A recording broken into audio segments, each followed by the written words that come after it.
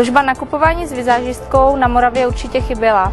Skoro každý už má nějaký styl oblékání, nechtěla jsem nějakou zásadní změnu, spíše vyzkoušet něco nového. Ženy velmi často chtějí zkusit něco nového, ale pořád si vybírají vlastně stejné věci, pokud nakupují sami. Proto je vhodné si najmout vizážistku, která vám může poradit, jak vytvořit novou fashion image, jak pracovat s doplňky, jak si zařídit kvalitní a nadčasový šatník.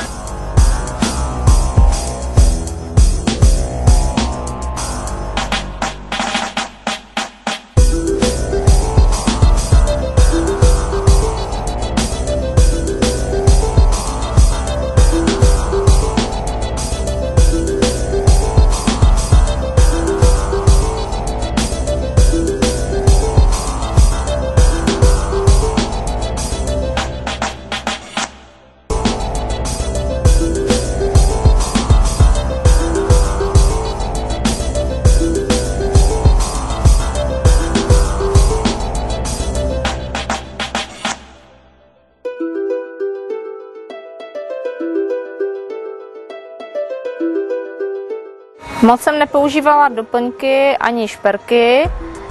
Inés mi vždycky v obchodě vybere nějaký kus oblečení, kterého bych si normálně na stojanu vůbec nevšimla a jsem potom velmi překvapená, jak skvěle to vypadá. Celé je to zábava, je to v podstatě úplně stejné, jako když nakupujete s kamarádkou, vizážistka vám poradí, jaké trendy se teď na podzim budou nosit a samozřejmě každá vizážistka musí být i tak trošku psycholog a vlastně poradit těm ženám, aby se nebáli experimentovat a vyzkoušeli něco nového, protože pak jsou většinou na závěr hodně překvapené, jak moc jim to sluší.